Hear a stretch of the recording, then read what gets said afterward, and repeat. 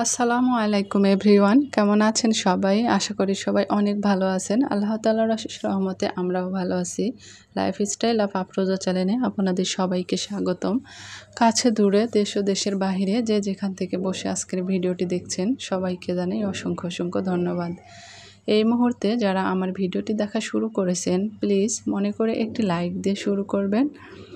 তো আজকেও ভিডিওটা আমি ডাইনিং রুমের পাশ থেকে মানে জানালার পাশ থেকে শুরু করেছি। তো যেহেতু একটু শীত শীত ভাব পড়ে গেছে, তো শীতের এই সময়টা আসলে আমার ডাইনিংয়ের এখানে আসলে সকালবেলা থেকে সূর্য ওঠা থেকে একদম রোদ আসে।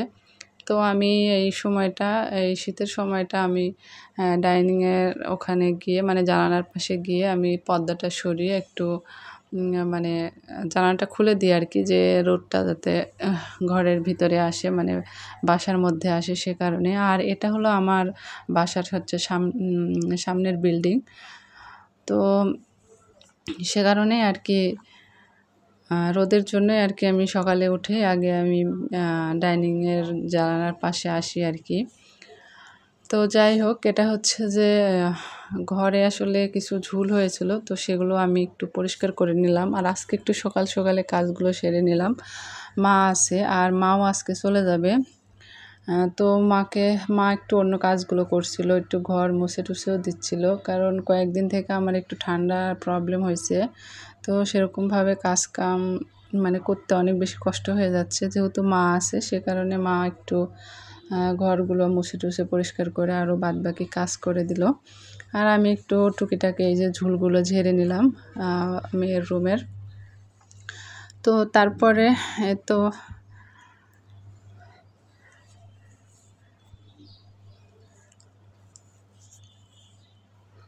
সকাল সকাল উঠেই কাজগুলো সেরে নিলাম। আর মাও আজকে চলে যাবে। আর তো এদিকে আমরা হচ্ছে কাজকাম সেরে রেডি হয়ে বের হয়ে নিয়েছি। তো মাও আছে সাথে, মানে মা হচ্ছে যে বরাবর ওখানে যাবে, ওখানে কিছু কাজ আছে তারপরে চলে যাবে। তো মাকে আমি বরাবর ওখানে রাখতে যাচ্ছি, আমি রেখে চলে আসব, বেশি দেরি করব না। তো যাওয়ার সময় আর কি এই ভিডিও ফুটেজটা নিয়েছিলাম আমি, তখন আমরা রিক্সাতে ছিলাম, রিক্সাতে করে যাচ্ছিলাম। তো আপুদের ভাইয়াদের উদ্দেশ্যে কিছু মানে একটু কথা, মানে সেরকম কিছু না, আবার অনেক কিছুই। আসলে মানুষ সবসময় যে ব্যস্ত থাকে এমনও না, আবার সবসময় যে ফ্রি থাকে এমনও না। কিছু সময় আছে যে বসে থাকা হয় বা বসে থেকে কোনো কাজ কাম করা হয় রিল্যাক্সে, তখন কিন্তু সবার ভিডিও সুন্দরভাবে দেখে মানে ভিডিওর আমি তো সবসময় ভিডিও রিলেটিভই কমেন্ট করি। আমার একটা কমেন্টও ভিডিও রিলেটিভ ছাড়া দেখতে পাবেন না। তো হঠাৎ হয়তো দু একটা দেখা যায় যে এরকম মানে লিখে আসি যে আপু ইনশাল্লাহ, দুটো একটা যখন সেই ভিডিওগুলো কোনগুলো যেগুলোতে আসলে ভয়েস থাকে না বা হচ্ছে কোনো লেখা ওঠে না, সেগুলো ভিডিও অনেকটা সময় দেখা যায় আমি কিন্তু ফুল ওয়াচ করে যাই, কিন্তু একটু সময়ে আর কি এগুলো লেখা হয় কিছু ব্যস্ততার কারণে। তো সব সময় না, কিন্তু আমার কমেন্টগুলো দেখবেন সব সময় কিন্তু ভিডিও রিলেটিভ কমেন্ট করা হয়, এবং সব সময় একটু মানে ভিডিওর যতটা প্রথম থেকে শুরু মানে শেষ পর্যন্ত এত কমেন্ট না করলেও মোটামুটি অনেকটা করি। তো যাই হোক, আমি আমাকেও যে এমন করতে হয় আমি এটা বলছি না, শুধু আমার দিকটা বলছি যে কিছু সময় ব্যস্ত থাকার কারণে বা ঝামেলায় বা কিছু বিষয়টা মাথায় নিতে পারছি না, কিন্তু ভিডিওটা চালু আছে, কিন্তু আমার লাইক দিতে কিন্তু কখনোই ভুল হয় না। আমার লাইক আমার অলরেডি আমি নিজে না দিলেও আমার আঙ্গুল সেখানে লাইকটা হয়ে যায়। তো যাই হোক, কথাটা বলার কারণ মানে আমি তো যদি সময় পেতাম তাহলে আমি নিজে তো লাইভে আসতাম। সবাই লাইভ করতেছে, সব আপুরাই লাইভ করতেছে, আমি তো সময়টা বের করতে পারছি না, জন্যে লাইভে আসতে পারছি না। তো এই জন্যই সবাইকে বলছি যে কেউ রাগ করবেন না প্লিজ, আর কেউ এটা মনে করবেন না যে আমি আপনাদের ভিডিওটা দেখিনি। আর আমার কমেন্ট সবসময় ভিডিও রিলেটিভ এবং ভালোভাবেই কমেন্ট করা হয়।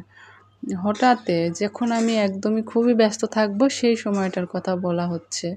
যে ব্যস্ত বলতে একটা ঝামেলা মানুষের থাকতে পারে। সংসারে কত রকম কত কিছু অনেক কাজ থাকে। শুধু একটা কাজ না। সংসারের মধ্যেই যে কাজ সেটা না। সংসারের বাহিরে কিছু কাজ থাকে যেগুলো মাথাতে নিতে হয়, যেগুলো নিয়ে ভাবতে হয়। কারণ আমি একা মানুষ, আমাকে সব দিকে সামাল দিতে হয়।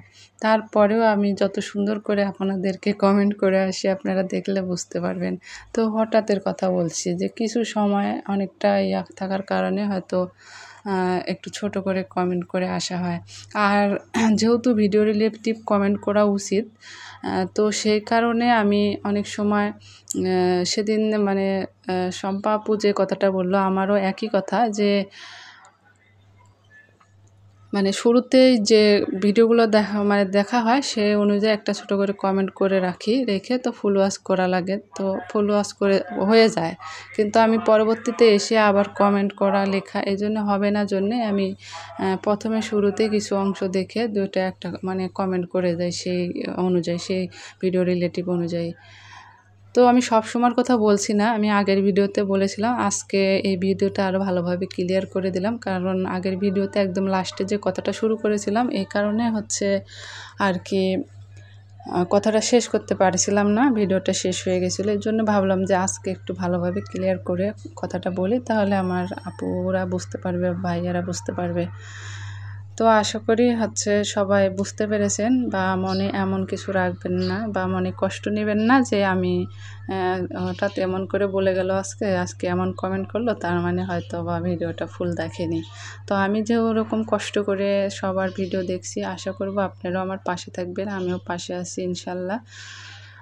তো এই তো এখন আমি হচ্ছে বাসায় চলে আসছি। তারপরে দেখতে পেলেন যে আমি সিম ভেজে নিলাম, এরপরে চিংড়ি মাছগুলো ভেজে নিচ্ছি।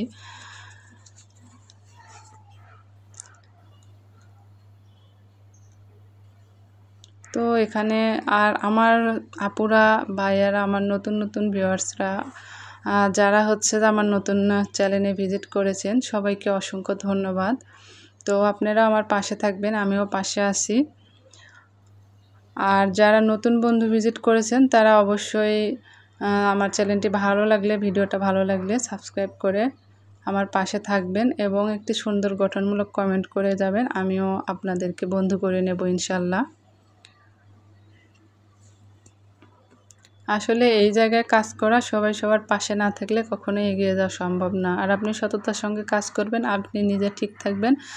আমার এক আপু বলেছিল, ব্লগ বাই নাহার মনে হয় ওই আপুটা বলেছিল যে আপনি সৎ থাকেন তাহলেই হবে। কে কী মনে করলো সেটা দেখার নেই, আসলেই তাই। তো সবাই ভালো থাকবেন, সুস্থ থাকবেন, আল্লাহ হাফেজ।